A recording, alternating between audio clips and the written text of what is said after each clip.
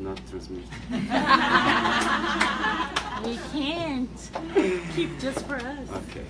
It's really not there. So, I was thinking about why we leave Brazil and why we come from so far to be with you for just a few minutes. Some people think that we leave Brazil to spread Spiritism. No, we do not. We don't leave Brazil to come here to spread Spiritism. We leave Brazil to come here to love you, to share with you our inner search of God, to share with you this very deep need that we have to feed our souls with the presence of love. That's what you have been doing here for so long, and you do it very well. We do not have something special to share with you but our love, but our divine presence that share with your divine presence the nature of love that surrounds us and that feed our souls with the very own nature of our human being, that is the divine presence. So I'm here to share with you the search for reconciliation. That's what I've been looking for in my whole life. That's what the Spiritist proposal has given me, and that's what I'm trying to share with my books, with my lectures, and so on. So I'm gonna start by telling you something about Samuel Hahnemann, the father of homeopathy, which is a philosopher with a word for. Samuel Hahnemann did an amazing job. He realized that the material, when diluted, could show medicinal properties, and this was the basis of the homeopathy, because diluted substance could allow us to discover potentially healing substance inside of every substance, because immaterial substance comes from the material substance that were diluted, and this was the basis of the homeopathy. But he did something really amazing after that. He realized that for someone to become sick, we need a basis of a disease, like a sick soil that the seed of the disease can develop in. And he called this Pissora. Pissora is a kind of miasma that Hahnemann said that is the basis of every sickness. So he explained the Pissora in a very materialistic way, even though he was a physician that believed in the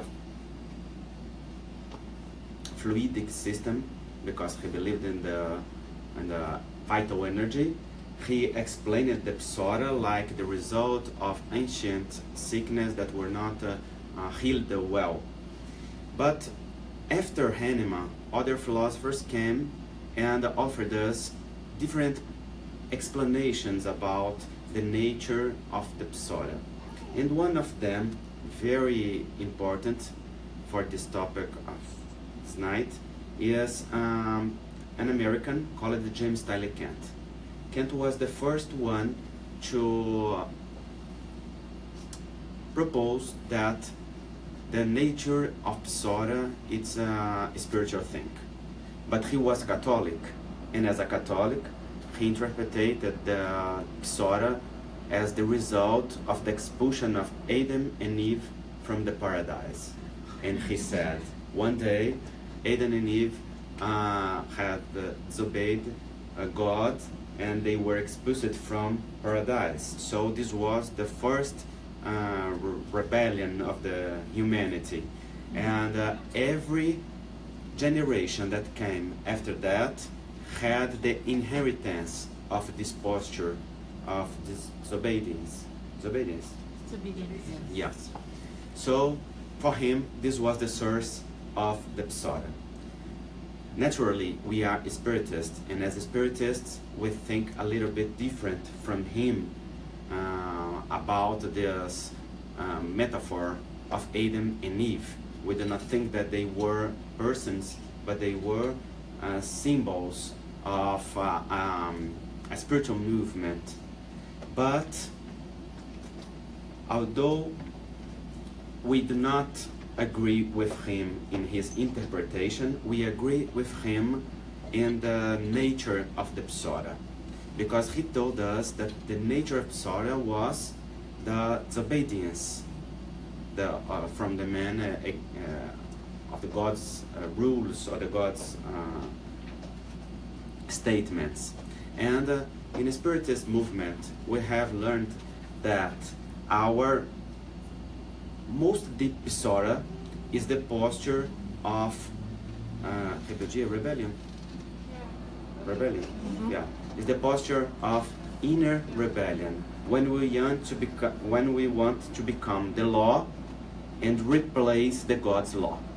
That means when we want to rule our own lives apart from God, and we do that every time. This was not something that we inherited from someone else. This is something that we create in every moment that we disconnect from our essence, from the essence of love, from the divine essence that is inside of us. That means every time we want to control our lives. When we want to control our lives and others' lives, we do not have faith, nor in ourselves, neither in other persons. The desire of control is the manifestation of absence of faith, and that is our most deep sickness. Because when we lack our faith, we lack everything that supports us in our daily lives. The faith is the basis of life. Faith is the connection with something most powerful, most deep, and bigger than us, that support us and give us the strength to have courage to support our struggles in our tests and in what we have to perform during our incarnations. So the spirits teach us that when we lack in our faith, we disconnect from the essence of the force, and we feel the natural disconnection that leads us to the construction of selfishness.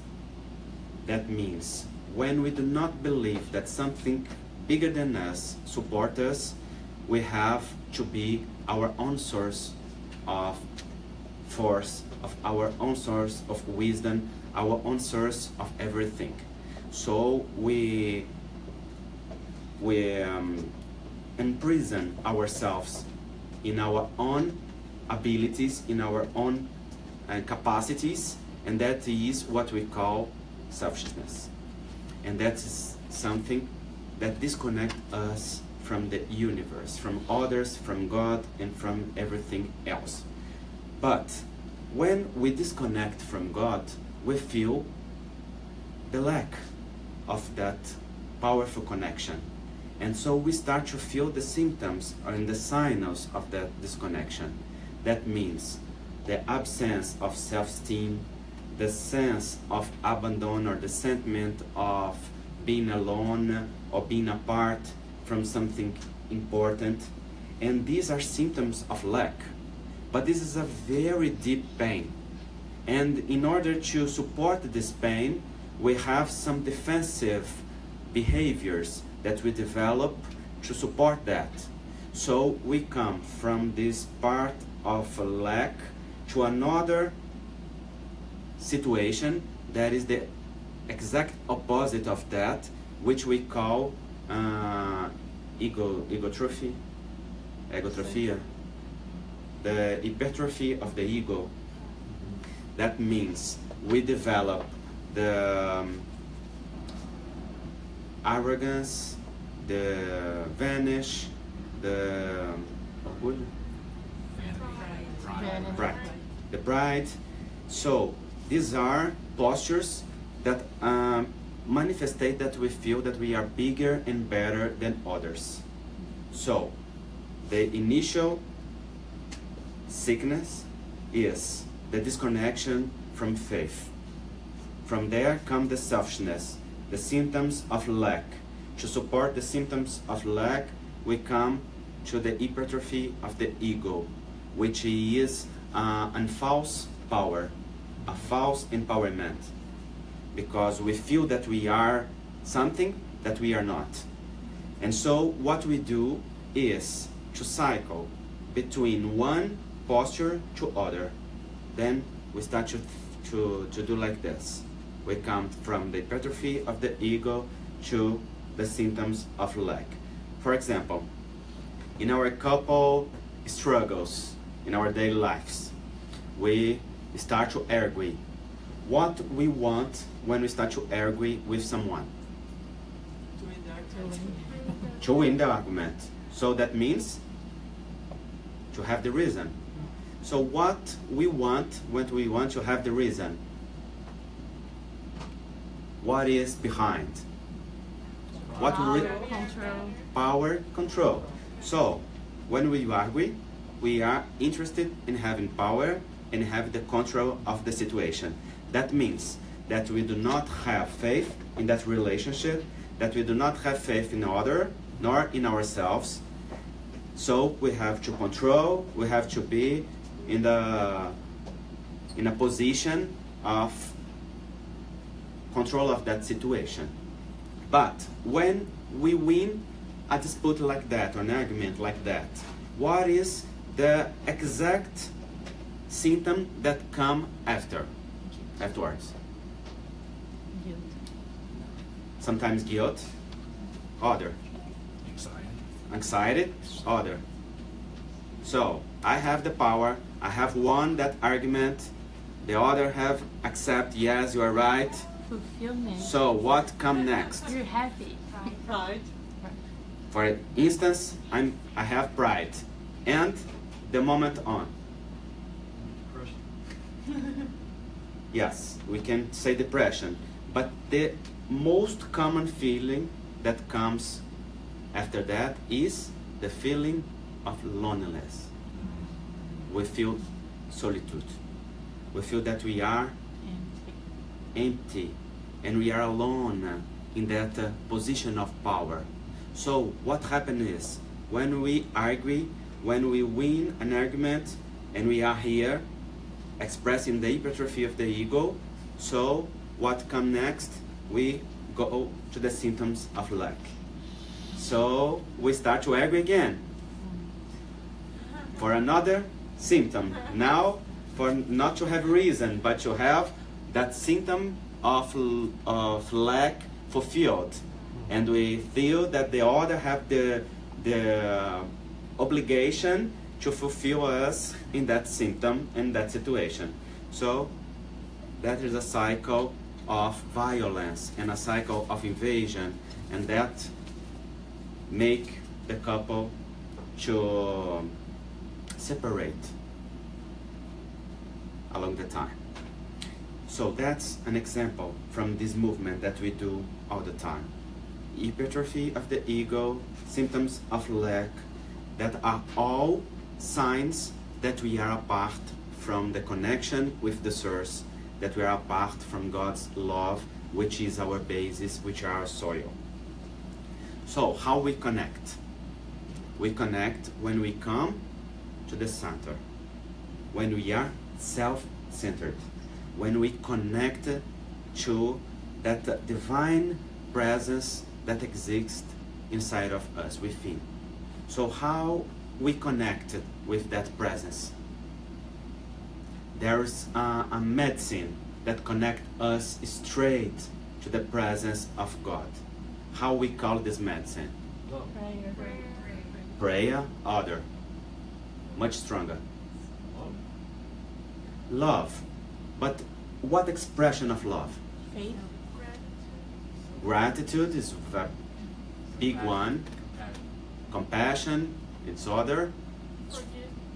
But we can call all of that affection. That means I allow myself to be affected by something. I can affect others by my presence, by giving what I have to give. So when we connect to our heart, when we feel what is inside, what is deep within, we can manifestate the presence of affection. And affection is what binds us, is what builds the something that connect us, Bond. that bond us, exactly, that bond us deep within, and fulfill our souls with the presence, with something that really make a difference for us. So the Spirit Dias da Cruz told something that touched my heart deeply, and it is in the book Pills of Trust, one of the books that you have here, already translated in English. Thanks to you, this group has translated, and I thank you very much for that, because that allow people to get to know the thoughts of Dias da Cruz, which make me really happy. And in this book, he has a paragraph inside of a message. I don't remember the message, but I remember this paragraph. And he said, the spirit is not little as he feels in the symptoms of lack, nor is bigger as he feels in the symptoms of hypertrophy of the ego. But in God, he is like faísca. It's like a spark of light. And this spark is as big as it is the will of God to his life. So that means we are not that lack that we feel when we are disconnected. We are not the symptom of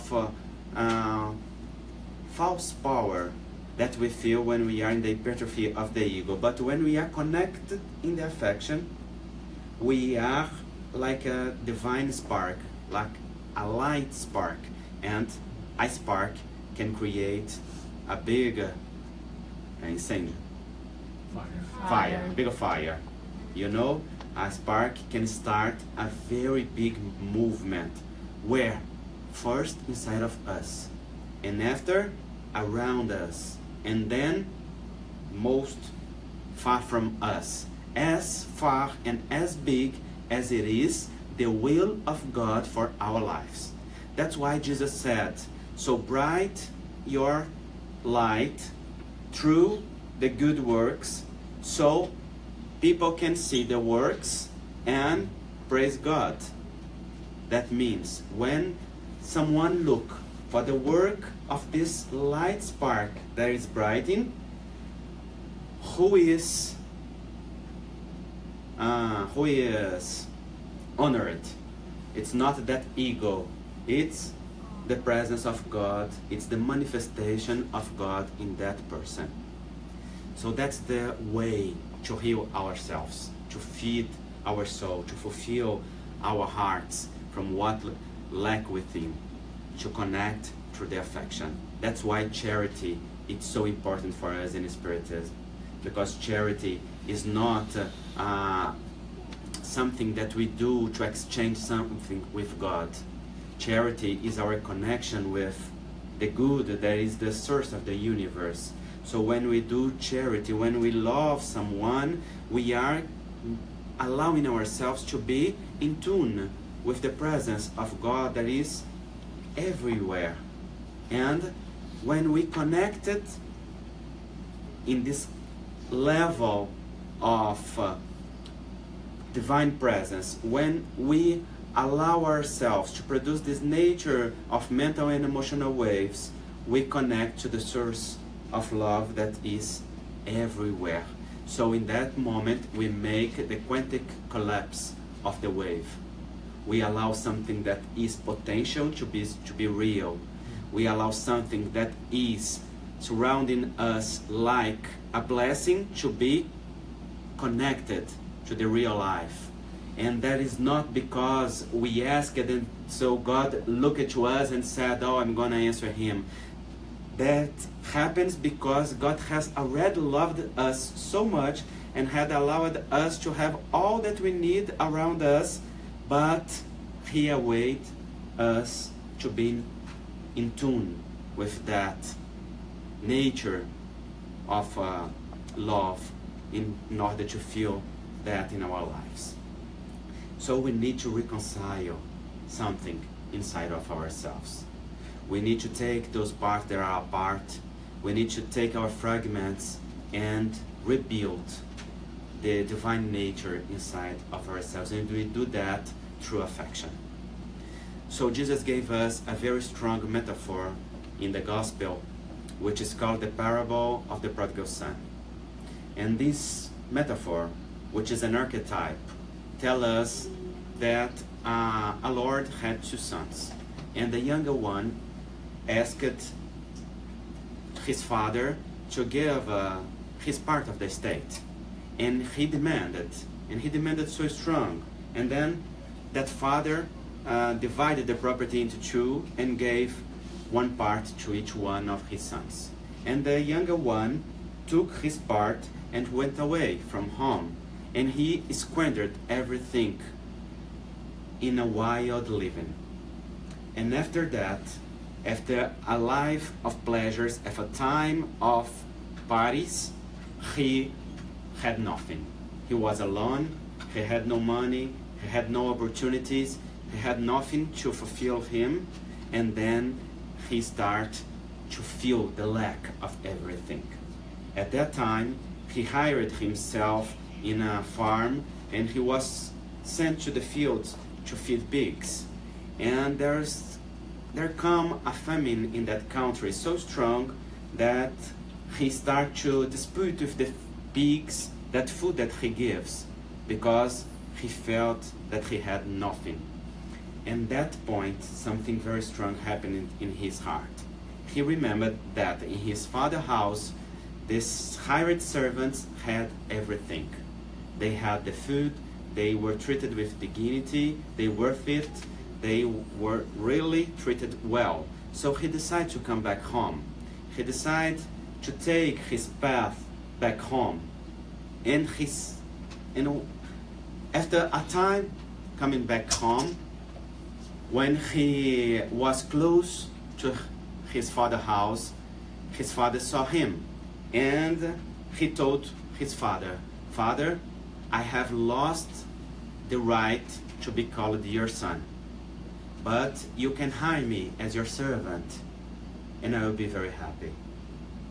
And at that very moment, the father called the other servants, gave him sandals, put the ring of recognition, which is the ring of the family, in his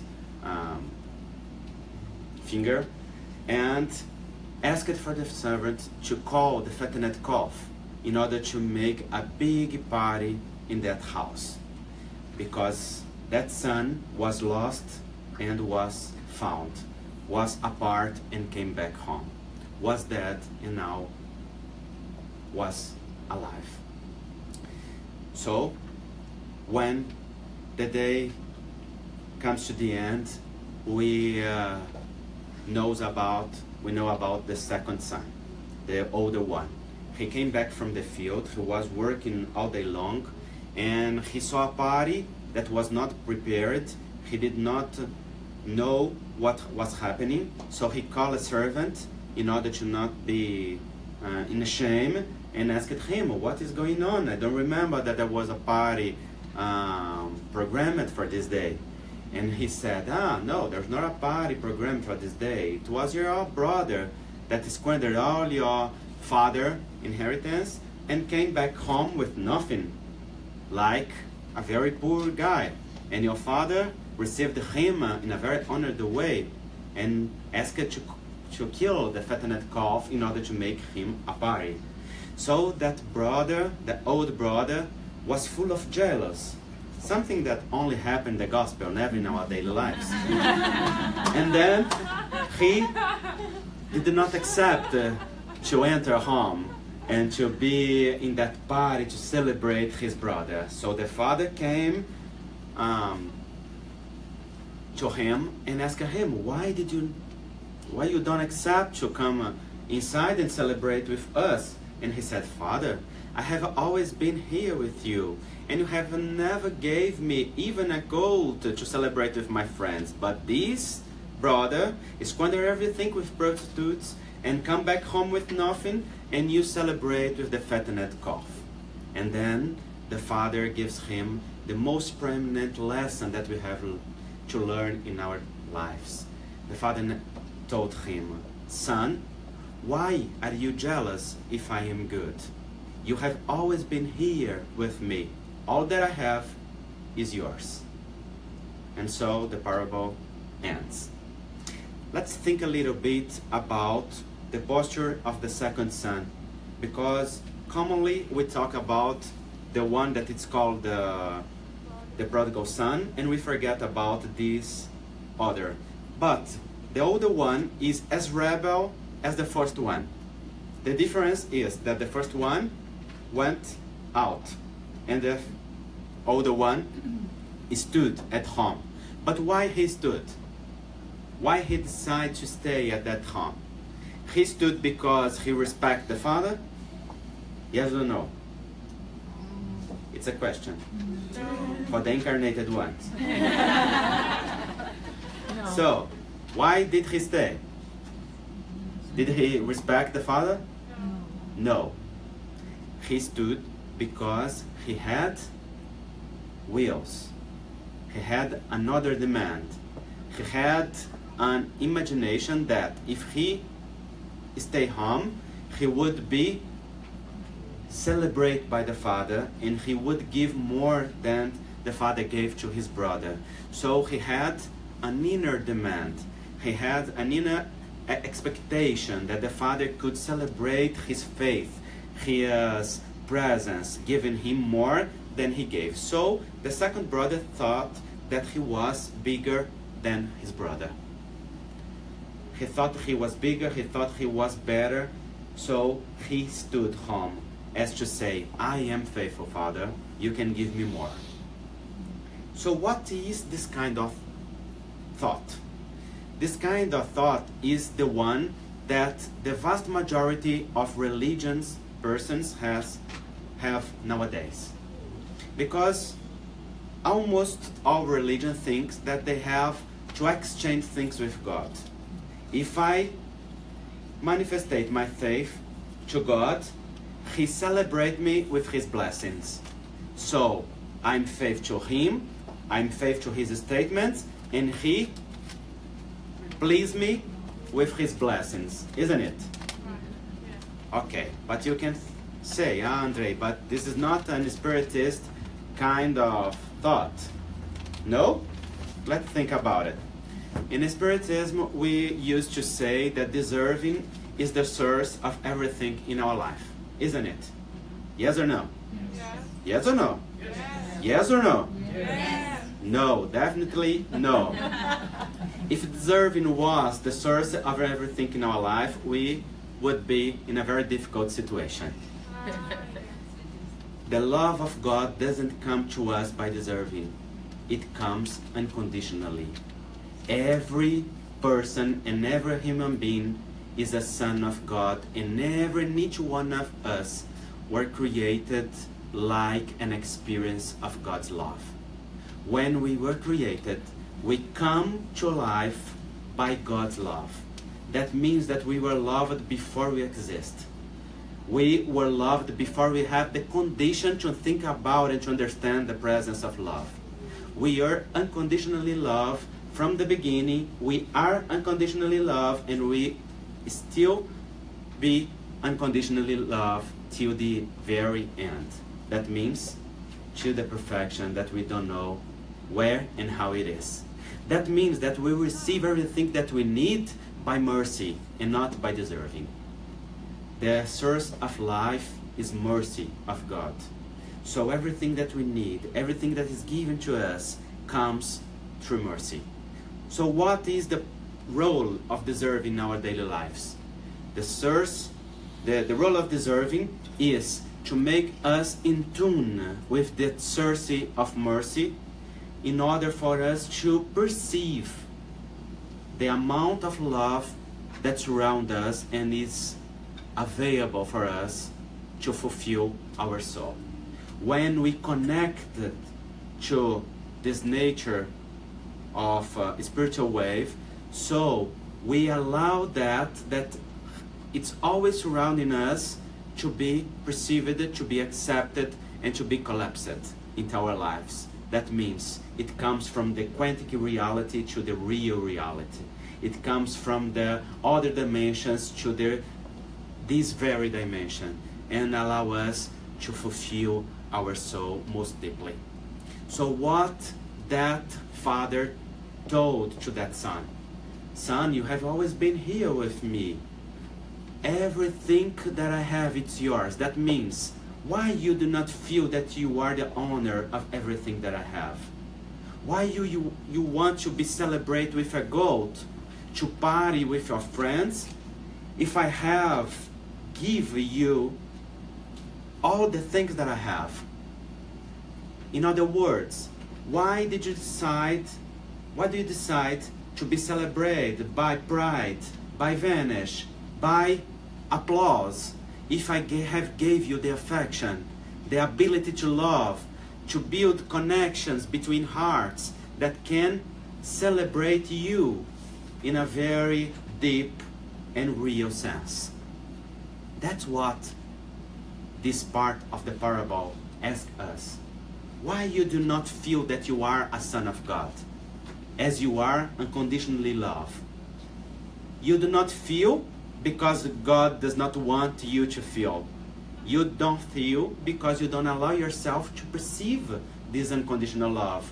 And you don't allow yourself to perceive because you put conditions to God's love in your imagination through an image of God that is not real. So that means heal your image of God.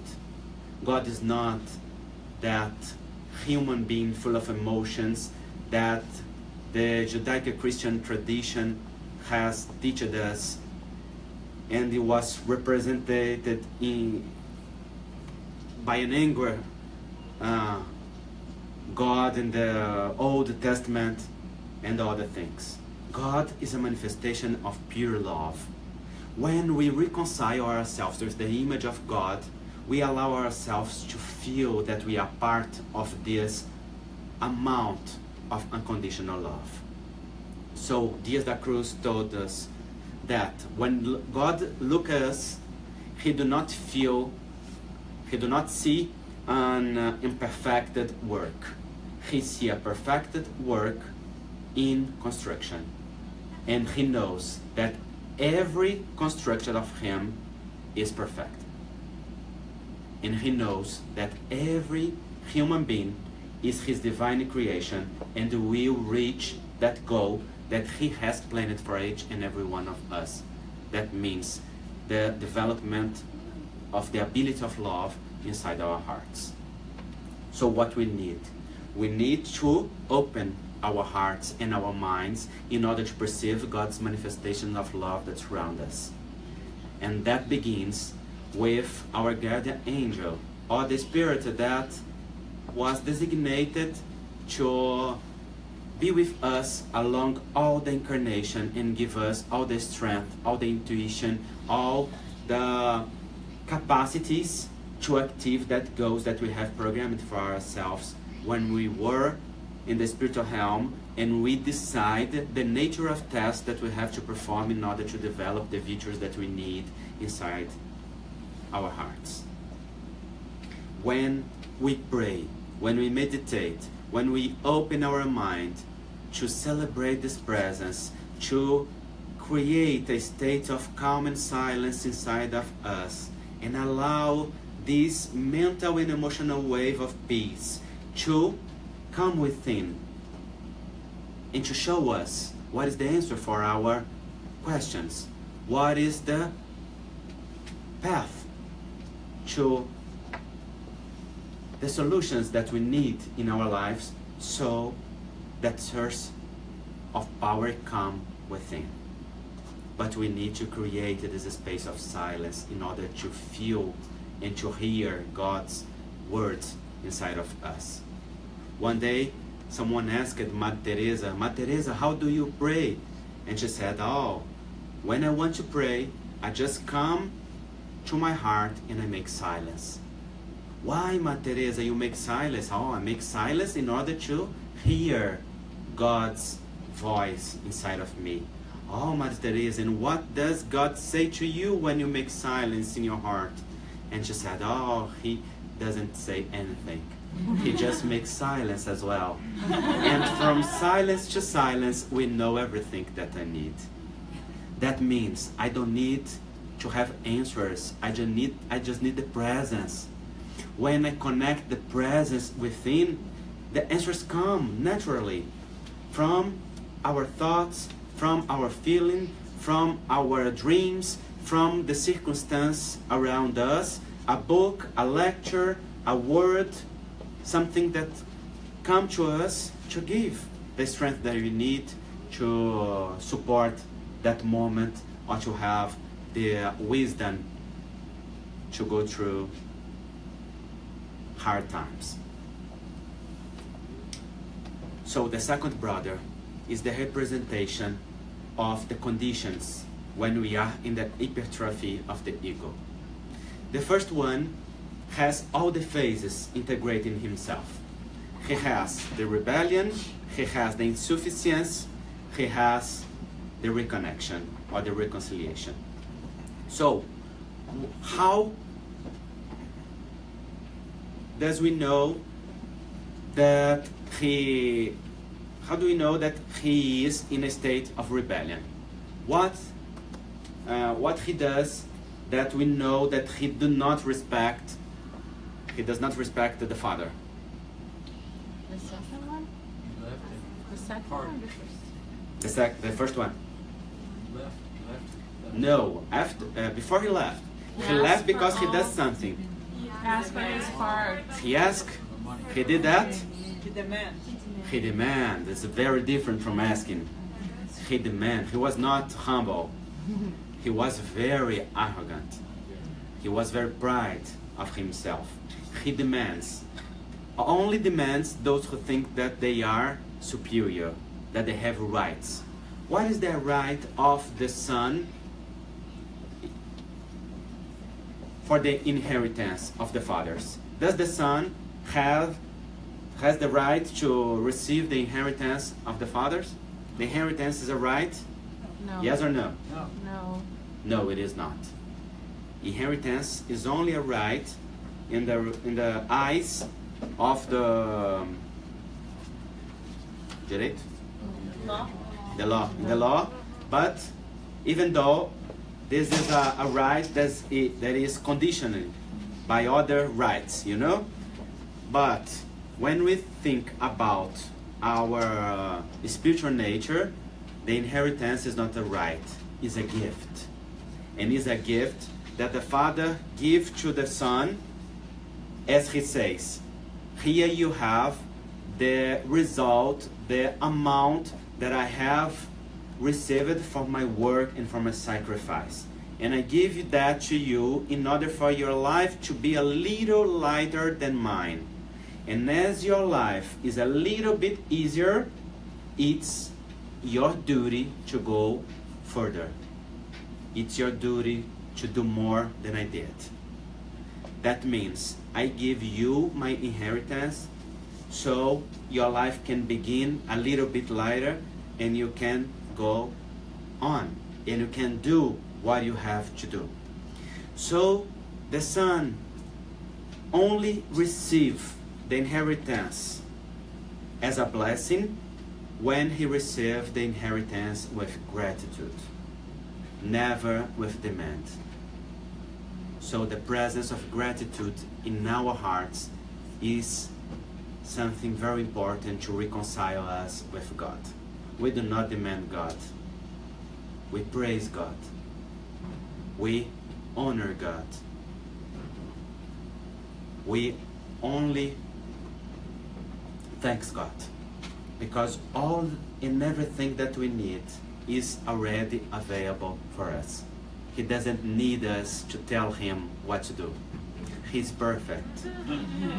He doesn't need us to express what we need. He knows it. He doesn't need us to tell him what we are passing through. He is with us. He lives everything with us, because we cannot be really apart from him. We only have the imagination that we can be apart from him, and this is the expression of our rebellion, our inner rebellion. So when we feel gratitude, when we develop gratitude, when we celebrate life, when we make a list not of wishes but of things that we have to thanks, because we have read, developed, received, and activated, so we connected to life. That's why Jesus teaches us to pray and to connect it through the gratitude. The prodigal son didn't have that. He had a demand. He thought he was bigger than his father, and he demanded the part of the estate. And when his father gave him what he did, he went home to live a life of pleasures. What is pleasure? Pleasure is a source of satisfaction. We look for pleasure in order to fulfill this empty space that we have inside our hearts that we cannot fulfill, and we cannot support this sentiment, this feeling of abandon, of loneliness that we have inside ourselves. So we look for pleasure. We look for pleasure in food, in sex, in social media. We look for pleasure in our roles that we play in our daily lives. We look for pleasures. The prodigal son thought that he could fulfill his empty space in his heart by living pleasures. But pleasure is like a fire, and it comes strong, and then it disappears. It disappears. So, Dias da Cruz once told us that pleasure is like the horizon. Whenever we come closer, another horizon is created farther. Because the destiny of the horizon is to be a horizon and never to be activated. So he said, the desire is like the horizon. The purpose of the desire is not to be exactly live it, but he is a fuel that allow the person to go through his path, to look for, to work for, because the desire is something that is part of the ego and drive us in the direction of our dreams. But whenever we fulfill a dream, whenever we fulfill a desire, what happens? We create a bigger one. Because that empty space inside of us is always creating desires, is always creating symptoms of lack. And it can never be fulfilled by something that comes outside of us. This can only be fulfilled from within. So that's why love is the source of this inner fulfillment. Only love can give us this strength and this sense of presence that we need inside of us. So, after a life of pleasure, the prodigal son came to an end. He was alone. He had nothing. He had no opportunities, no companies, no money. He had nothing. Everyone that he thought that was his friend went out and left him alone in his situations. So, what he decides? At that very moment, something very big happened in his heart to reconcile him with himself. What happens that reconcile him? What was the point that had changed his life at that very moment? He lost everything. He lost everything? No. He realized Many people lose everything, and this does not make any change. So what changed him? he realized his father treats better his servant than the world his friends were treating him. Yes. It was not the suffering, because many people suffer without any transformation, any renovation. We have many spirits that are suffering for centuries without any inner renewal. So, that what happens that changed him. He remembered that in his father's house, the servants, the hired servants, were treated with dignity. They worth it. And at that very moment, he realized that he abandoned his father. He said, I have left my house. I have lost the right to be called his son. What is this? This is the repentance. This is the moment that the Spirit comes to a consciousness of his own responsibility in life. But we have different forms to live that. One can live that like a remorse. Can live that and say to himself, oh, I'm not a good one. I'm a bad spirit. I'm not an evolved spirit. I'm an inferior spirit. I have to suffer. I deserve to suffer. I deserve the bad. He can start to hurt himself, to punish himself. This is what remorse does. Because the remorse is a child of pride. Those who decide to stay with the remorse decide not to allow themselves to be human, because they charge them too high for everything. But the repentance is very different from remorse. The repentance is child from humbleness. And the repentance allows us to restart, to do once again, to come back home. And the repentance naturally leads us to another posture, which is how we call what comes after the repentance.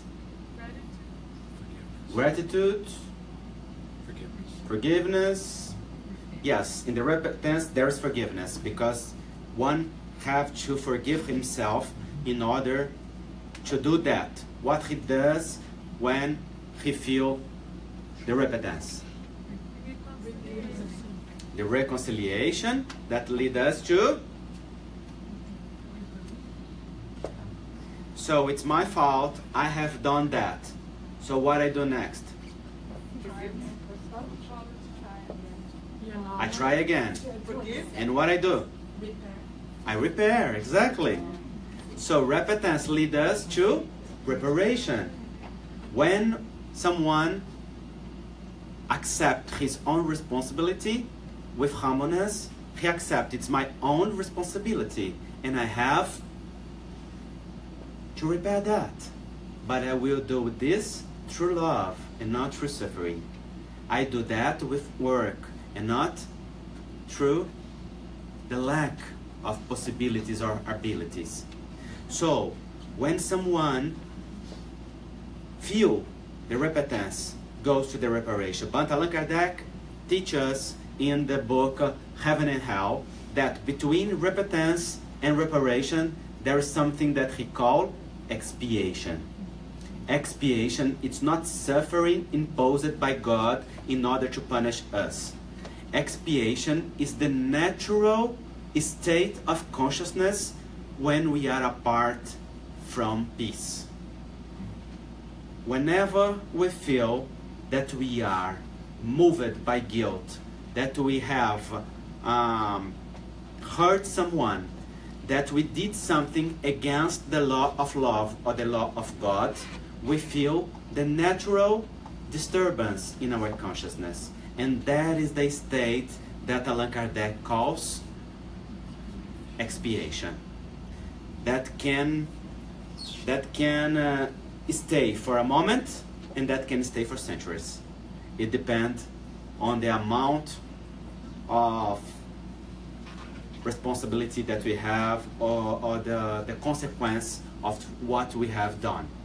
For example, those who have committed very deep crimes, spiritual crimes, against the humankind, against the communities, those support a very large amount of guilty, of spiritual pressure, and that stay for incarnations. Sometimes with the experience of mental disease, in order to drain that kind of energy, and this takes time. So that's why we should be persistent in our efforts of love. We do not know what kind of thing is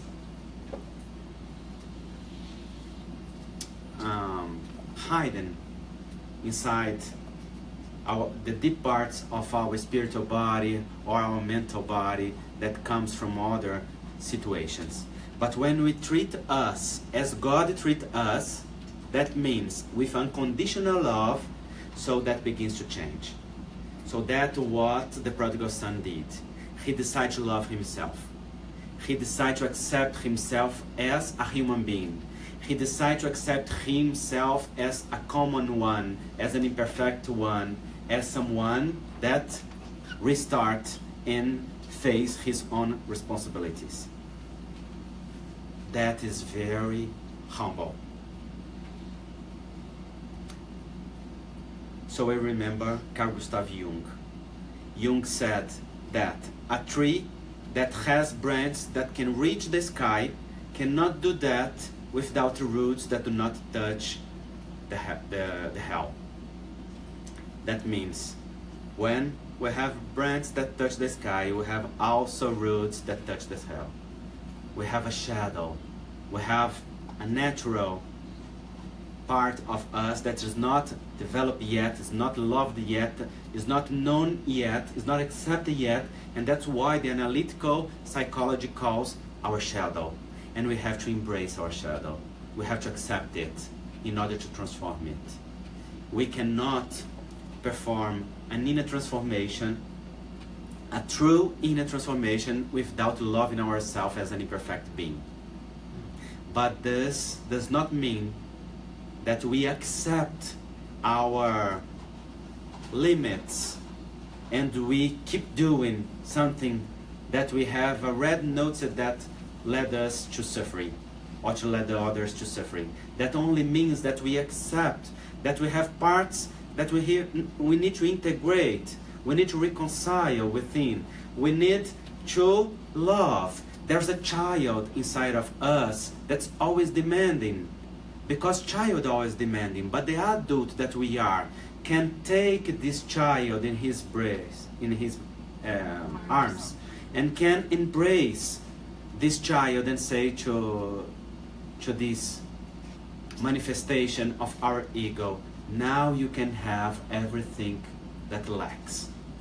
You do not need to continue to accuse your history. You do not need to continue to accuse the characters of your life. Now you can give yourself what you need. You are not someone in lack. Now you are someone in the ability to give you what lacks inside of you. That means we accept what we haven't developed yet, and we take that child and we give that child what that child needs. If we had lack of love, we give love. If we had lack of care, we give care. If we have lack of self-esteem, we give now self-esteem. We construct what was the lack. Because what we had in our history was exactly the situations that we need in our spiritual history in order to develop the virtues that we need now. So the adult do not accuse his history. The adult accept his own path, accept his own choices, accept the others' choices, accept the others as human beings, as imperfect and common human beings. And when we accept others this way, we allow ourselves to accept our own imperfections. So, that's what the prodigal son did. He reconciled himself with his imperfect nature, with responsibility, with humbleness. He decided to come back home to be a servant.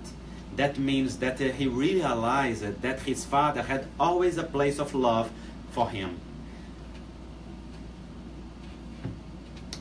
This is a very important moment of the parable.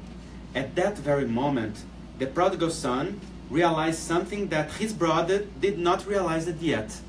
That the father has always a place of love for his son. He said, I have lost the right to be called son, but I will come back and I will be hired as a servant. That means my father will accept me. In other words, my father loved me unconditionally. I have lost the right to be called son. That means I did not behave as a son. So I cannot be called a son, not due to my father, but due to my own choices. But I can come back that my father will accept me as a servant, and I will serve. Because to serve is the source of life. Those who serve, have found the source of eternal life. Because those who serve are in tune with God's love. So he started to come back home. But he came back home through the same path that he went out. That means that in every step of the path, he found the trash that he threw at the way when he was living a life of pleasure. That's the law of cause and effect. Every time we come back home, we face the consequence of our lives. Like a wave of the sea that have received our action, it gives us back the reaction of what we have done to ourselves and to others, and we have to face those consequences. And that's why in our family we found difficulties in our relationships, because those who are now our relatives are those that we have previous experience and we have developed love, or we haven't developed yet, and we come back together in order to create this space of love in our heart, not to suffer, but to learn to love. And that is reconciliation. Reconciliation is to create a space of love inside our heart. It's much more than forgiveness. Because to forgive is something about to give up power.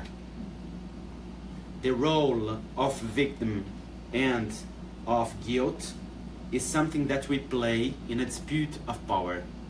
Those who feel that they are victim feel empowered to ask those who are guilty what they need and what they demand.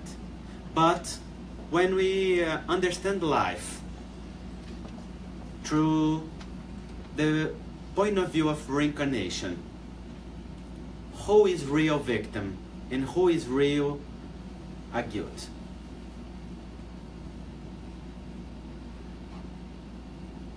Those who are victim now have guilt that come from the past. Are algozes, persecutors in other relationships, or will be in the future. Those who are persecutors now were victims in the past, are victims in other relationships, and will be victims. So when this comes to an end, when both gives up this dispute of victim and persecutor. So forgive is the decision for peace. We forgive when we decide to love ourselves and to not hold the burden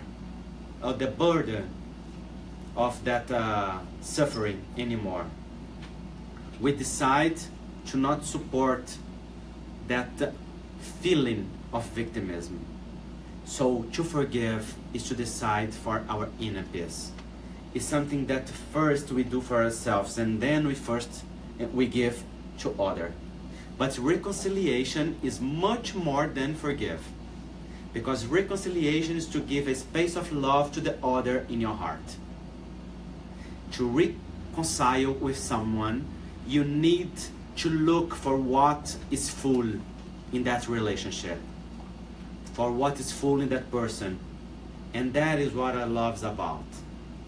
We do not love when we face our expectations fulfilled in others.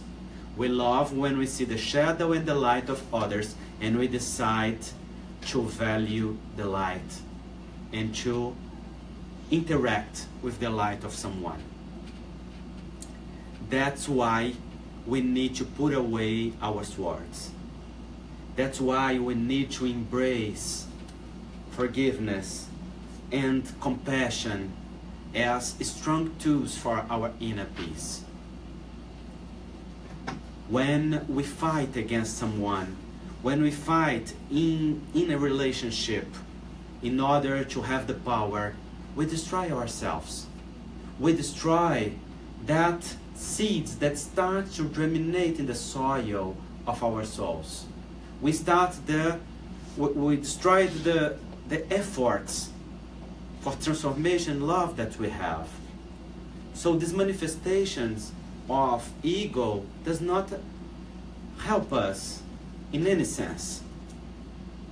But when we decide to forgive, when we decide to concentrate in what is full on others, when we decide to see what the others has already developed and not what he did not develop yet, when we decide to concentrate in what we have built together and not what lacks for us, so we can allow the admiration to be fulfilled in that relationship, and then we grow and we receive the strength to face the difficulties that we have to face in our daily lives in order to construct a relationship of love. So I'm talking about couple relationships, friends relationships, jobs. I'm talking about partners in the Spiritist Center. I'm talking about everything.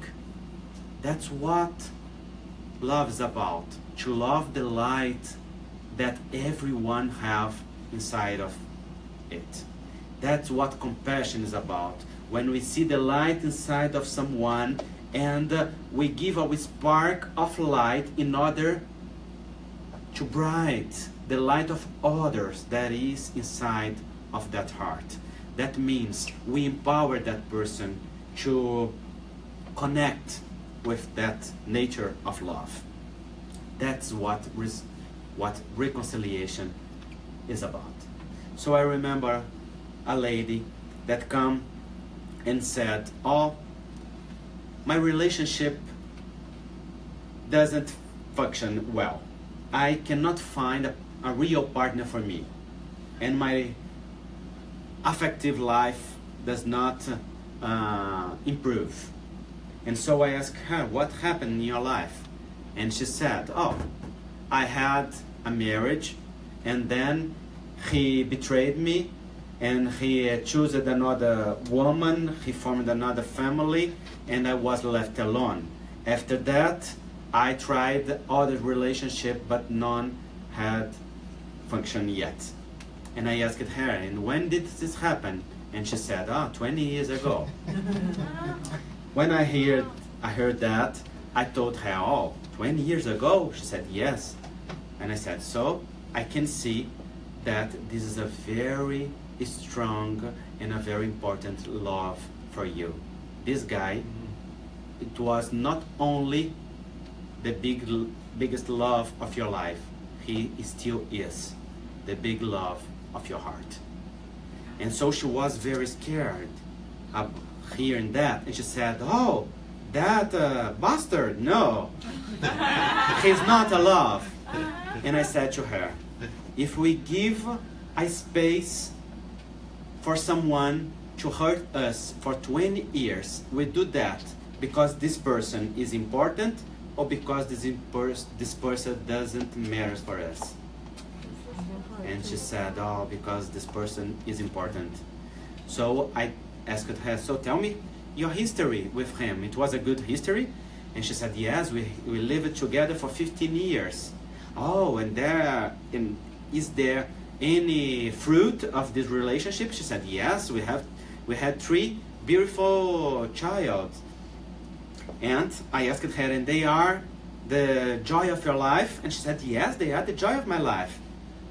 So I told her, let me see if I have understood.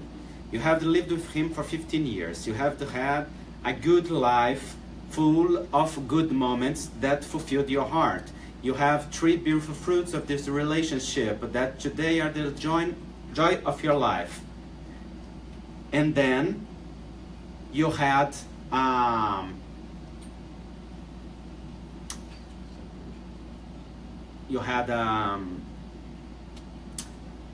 something that hurt you when he decides something that you feel that you are victim, and then from this moment on you could not construct any other relationship in your life. Am I correct? And she said, yes. And I said to her, I have understood well why this situation hurted you. What I did not realize it yet is why you throw away 15 good years of your life only to remember in the last 20 years the last disappointed moment of this relationship. I can only understand that you did that because this man is so important to you that you would like to be with him till now. And then she cried sincerely. At that very moment, she connected to that love. And she said, yes, I would love to be with him. And I said to her, yes, he is still your love. And we do not go any longer if you do not accept the love that we had in our lives. There's not ex-partners. There's the first love, the second love, the third love. And if you had the 25 love, that means that you have built all these relationships inside your heart. Any love that come after replace a love that came before. So he was the first one, and he is still the one in your heart. In order for you to allow yourselves to have another relationship, you have to reconcile with this man in your heart. And reconciliation is to recognize that he was your love, and he still is, and he will always be the first one.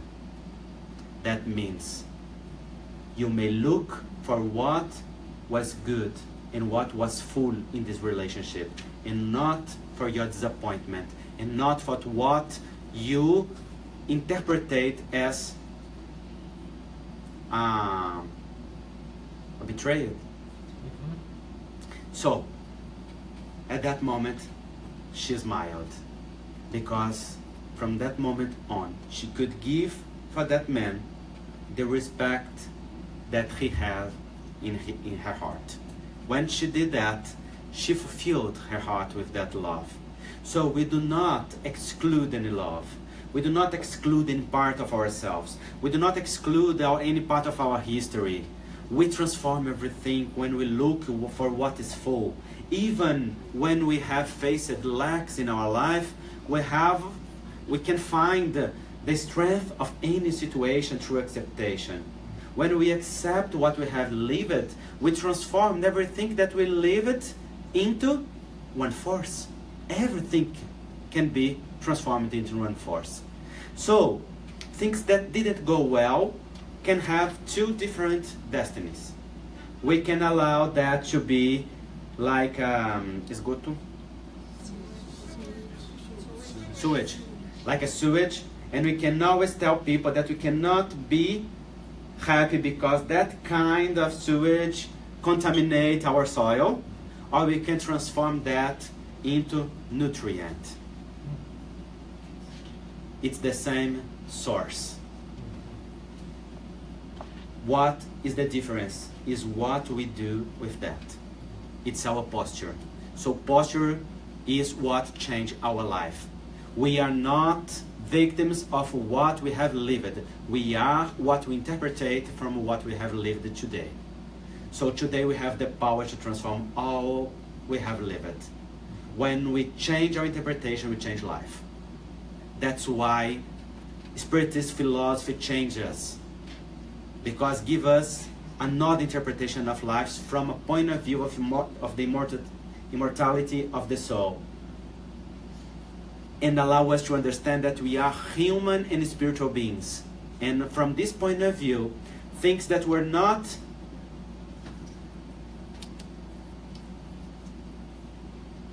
considered to be good can be supported, and we can have the tools we need to cope with any situation that we need in our lives. So reconciliation is much more than forgive. Forgive is a need in order to have peace. Reconciliation is a need in order to have fulfillment. When we reconcile with ourselves, when we reconcile with others, we reconcile with God.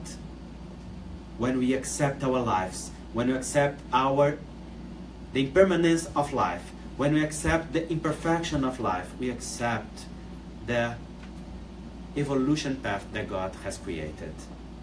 And when we do that, we go a step further in the path back home.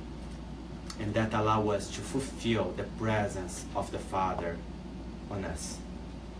Every step we make in this path allow us to feel an expression of the presence of God. So when we face that, we feel what the prodigal son felt when he was in front of his father. He felt he worth it. He felt he had dignity.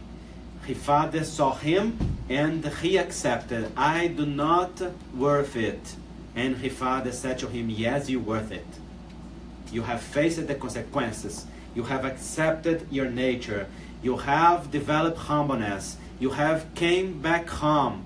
You were accepted as you are. And I was waiting for you, and I was sustaining you all the path. I was with you all the way back home. So, welcome home. Here you have sandals to soft your steps. Here you have the ring of family. That means you are part of it. Now you have new clothes. That means that you are not going inside home as you were someone that do not worth it. You are going to come back home the way you left, as someone full of dignity. And I will give you a party. And this party is not to celebrate your ego. This party is to celebrate your connection. This party is to celebrate your presence. My presence in you, your presence in me. That means our connection through love. So we feel that party whenever we have love experiences. Whenever we feel that we're worth it. What happens when we come to the Spiritist Center? We come almost everyone through suffering. And then someone welcome us, give us words of strength, words of wisdom, words of consolation through the fraternal counseling, and then we feel that we worth it. And then we feel that we are loved the way we are. And then we feel that we have a space in someone's heart, because someone that we do not know can look at us and say to us, "You are welcome here. Here we are, all human beings, imperfected ones, trying to develop our divine nature. Be welcome to this spiritual family." This is the experiences that allow us to feel that everyone worth it. And that are the situations that give us the force to decide to come back home. And so, what we are doing, we are coming back home again. We are coming back home together. We are coming back home slowly. So, what we do? We love ourselves. We love each other. We share what we have discovered. We share what we have interpreted from gospel. We divide what feed our soul in order for us to find the strength, to make silence within, and to hear the answers of God that can only come inside of each and every one of us. None has answers for our lives. Only each one can give sense and meaning to its own life. So reconciliation is a movement that starts and never ends until we reconnect ourselves to the source of love. And when we do that through affection, we start to feel a state of peace, an inner peace, and we start to feel the body that the Father has already prepared for each and every one of us. Am I clear? Okay. At least I did my best. So, do you have questions?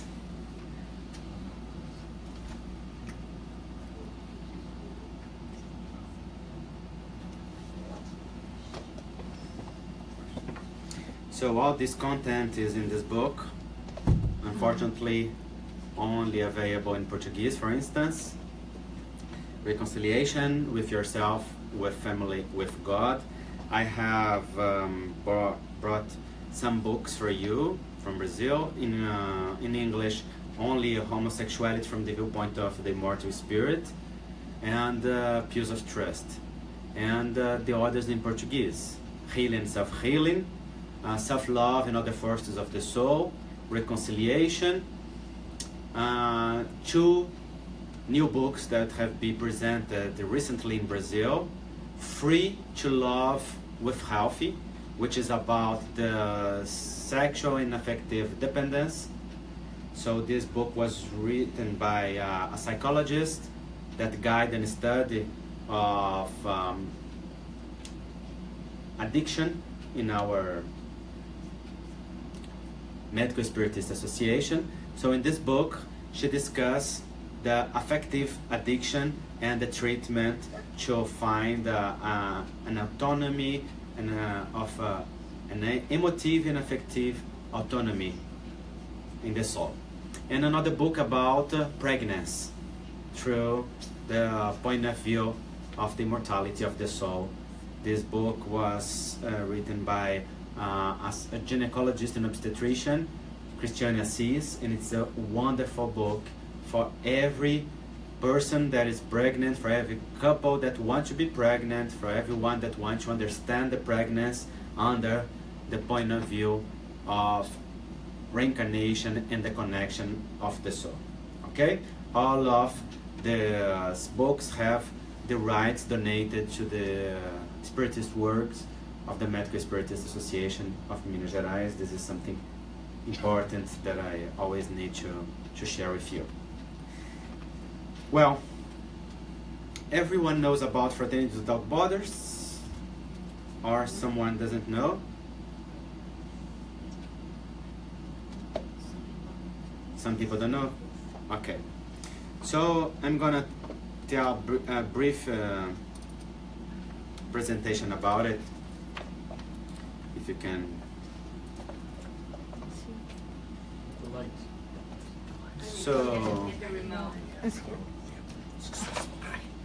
So Fraternities Without Borders is a non-governmental organization that takes care of over 12,000 orphanage children in Mozambique and in Madagascar in Africa. I take part in this organization for 3 years and a half. Today I'm one of the directors of this organization. I go frequently to Africa to work voluntarily in the fields of this organization. It's a very serious, a very committed organization with children, and nowadays this organization is working in 2 countries in Africa, in 3 countries actually, because there's some actions in Senegal as well, and also in Brazil with children with microcephaly. These were children with the consequences of the Zika virus, and they developed this deep brain damage due to the contamination of the Zika virus, and we took care of these children, of 86 children with microcephaly in the northeast of Brazil. Well, this organization have been working in Mozambique for 7 years, have built 24 learning centers where children spent the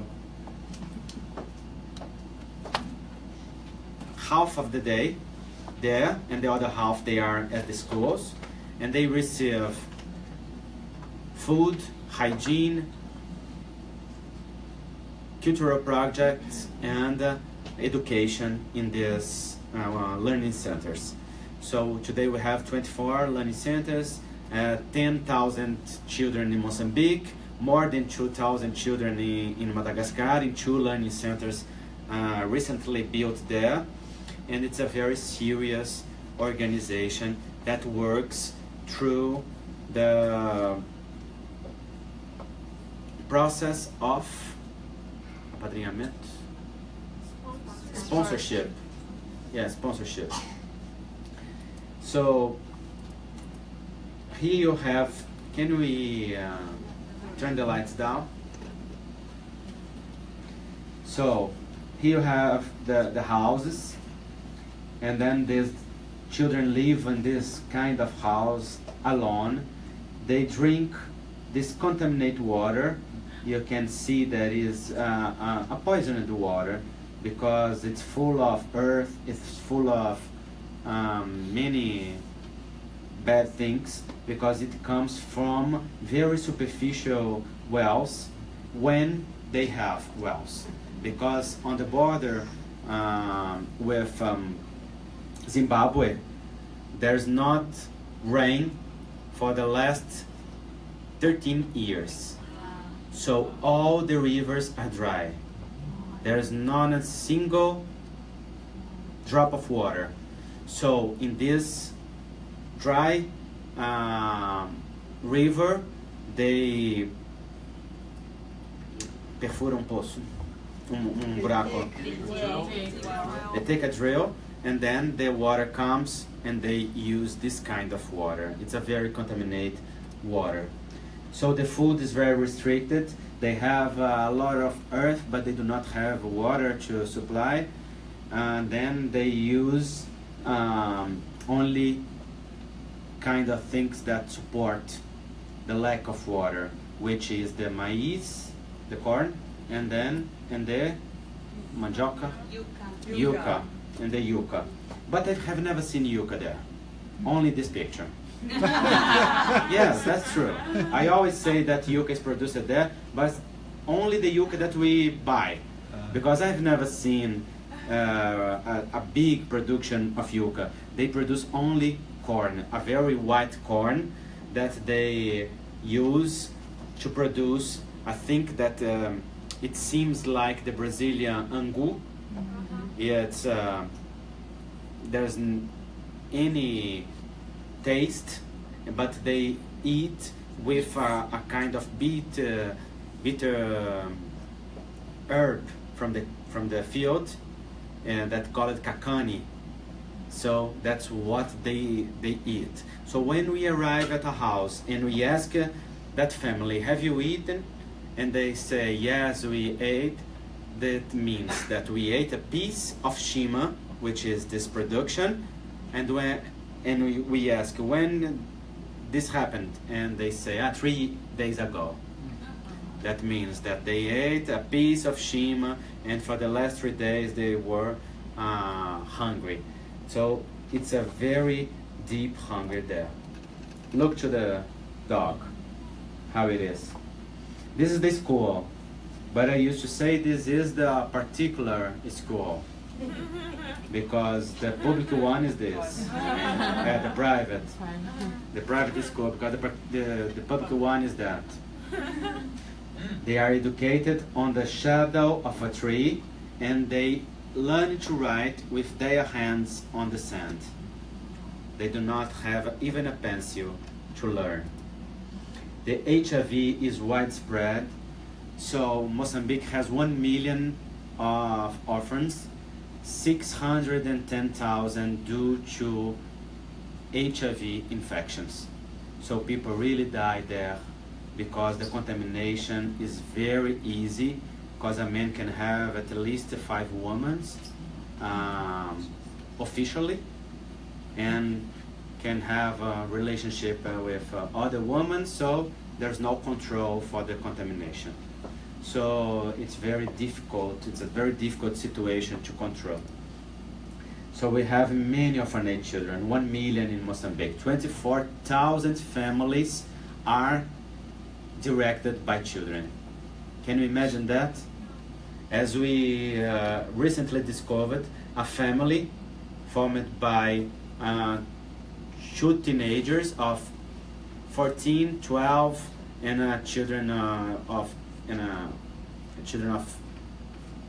10 years old, and their parents died when the older one was 9 years old, and then he became the father of the other 2, and for the last 5 years they were alone.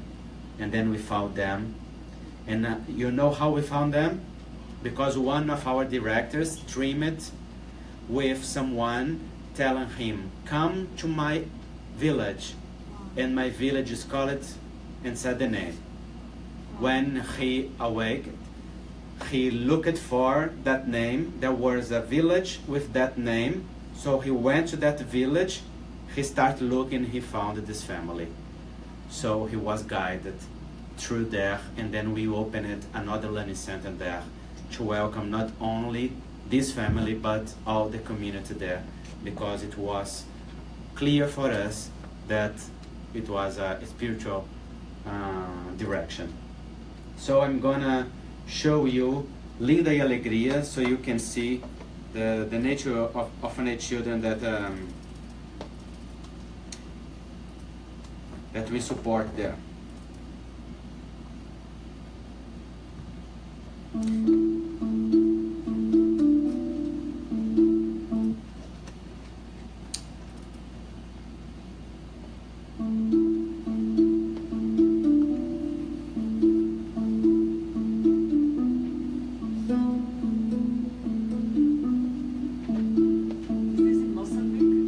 Mozambique.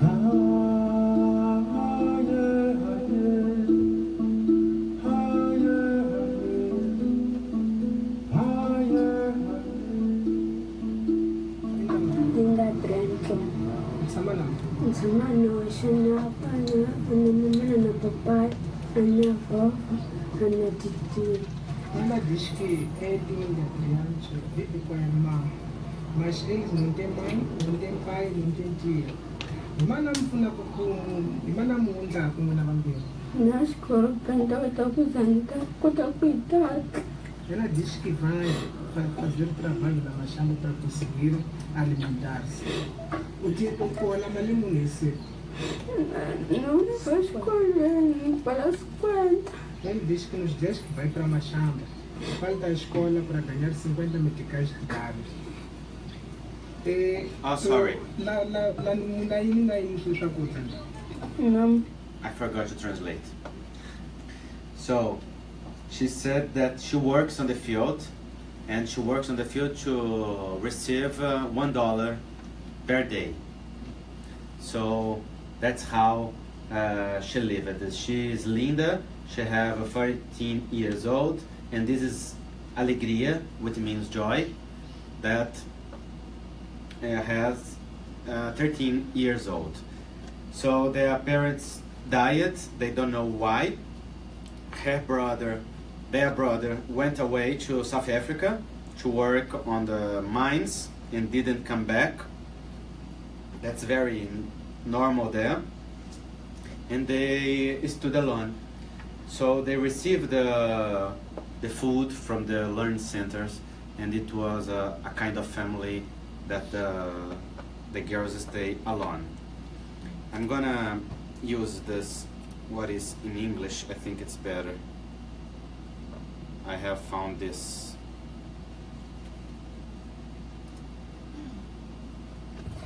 Every child has the right to be protected and loved.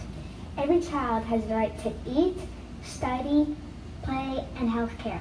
Every child is the hope to a better future. Unfortunately, these rights have not come to all the children around the world. Basic rights to create a future of love.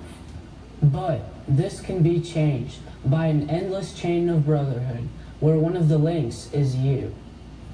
We invite you to know and be part of Fraternity Without Borders, a non-governmental organization born in Brazil, but with eyes on the poorest regions of the world, especially on Mozambique, where the number of AIDS orphans doesn't stop rising. With about $20 per month, you can sponsor a child and give him or her all the basic and major needs. Sponsor a child and be part of a beautiful caravan bringing them love and care. Visit the website right now at www.fraternitywithoutborders.org for more details. We are Fraternity Without Borders. Join us.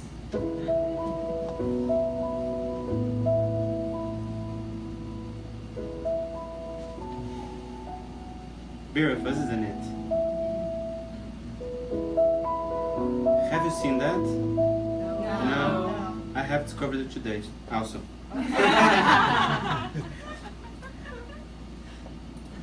So, this is the kind of children that we support.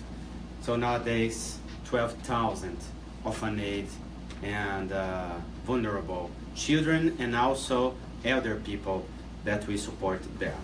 So you can join us and you can be a sponsor of this work by giving only, how much dollars?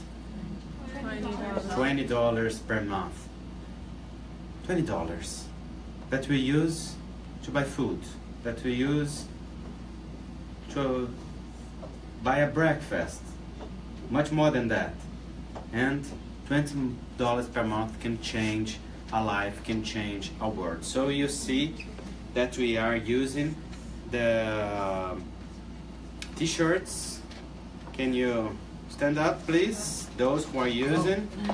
So you can see that we have a lot of people here with the t-shirts in Portuguese, with the t-shirts in English.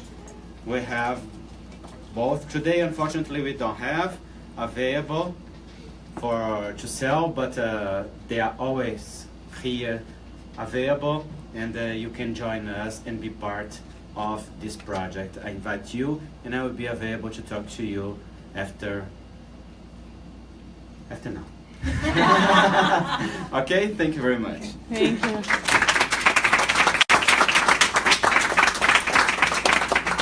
We're going to do a prayer. Huh? We're going to pray. Sorry. You said right now. I got excited. Yeah. Thank you, Fabiola. I have one other here in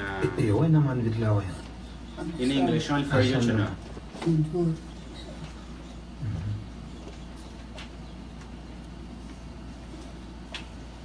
Estou na casa dos nossos jovem Alexandre Teodoro, jovem órfão de ambos pai e mãe que morreram.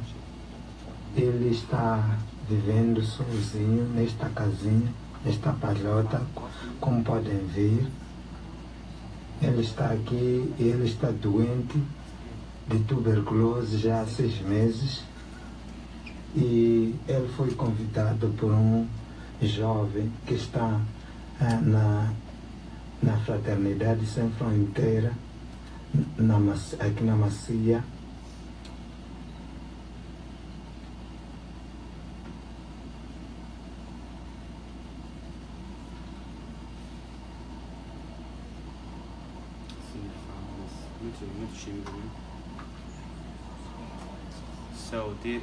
So this guy had tuberculosis,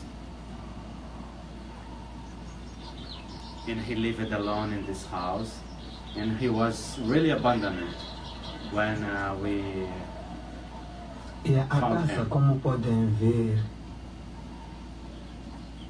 quando chove, tudo fica molhado e ele não consegue dormir quando há chuva.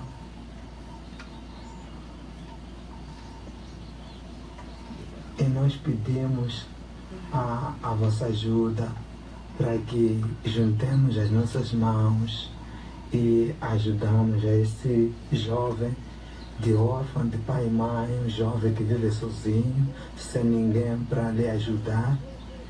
E nesta situação complicada de doenças, nós estamos aqui nesta manhã, eu estou aqui nesta manhã para lhe levar ao hospital e para ver o que podemos dar para comer, alimentação e também valor para ele conseguir pegar chapas para o hospital e voltar. Pedimos a vossa ajuda.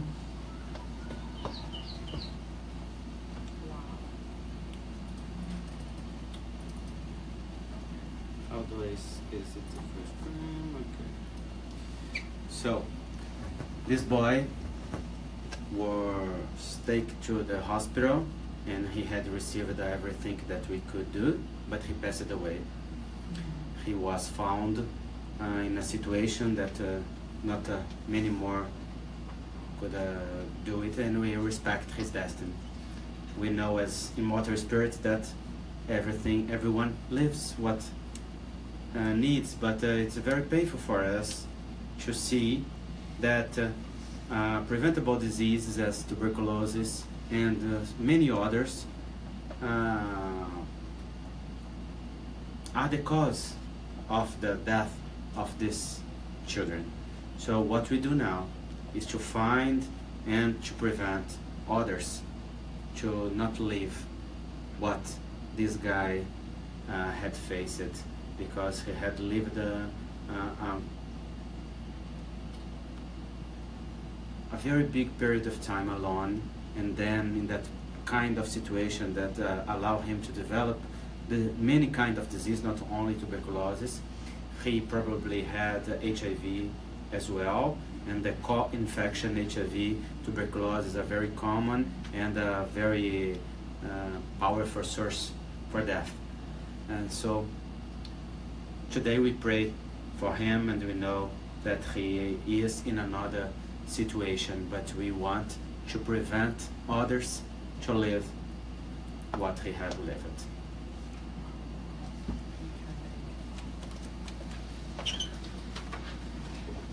We're gonna wrap up in a different way. Instead of like I'm not gonna say a normal prayer, because what is a normal prayer? I don't think it exists, right? Normal prayer. We're gonna say traditional prayer. We're gonna You know, since Andrei said that everything is love, so let's end in the highest tone of hope. I would like to make this song our prayer. She's African American, and she represents everything we want for these children and for everyone else in the world as well.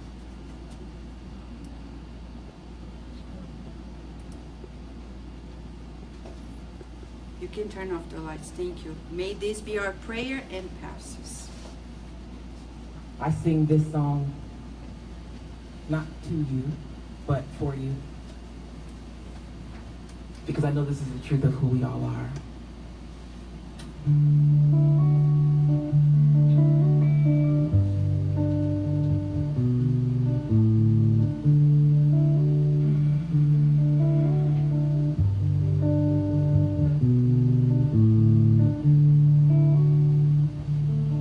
Take these words in.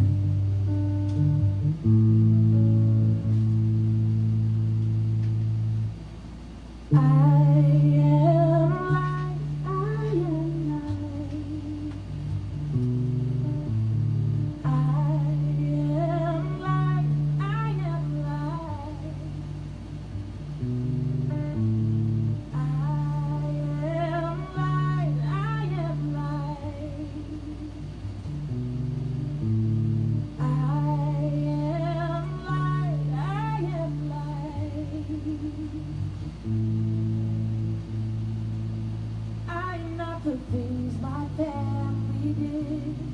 I am not the voices in my head. I am not the pieces of the brokenness inside. I am light.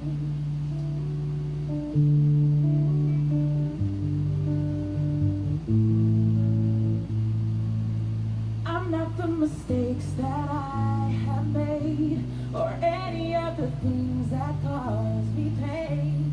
I am not the pieces of the dreams I left behind.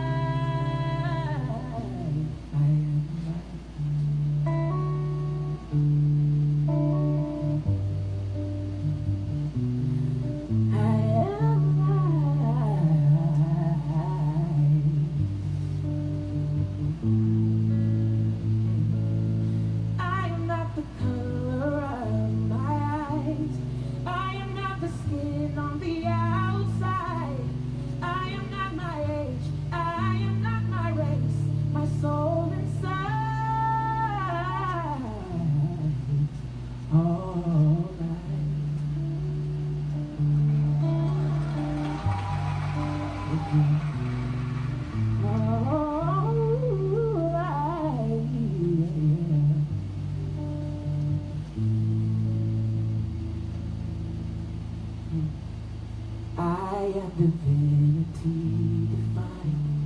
I am the God on the inside. I am a star, a piece of it all. I am light.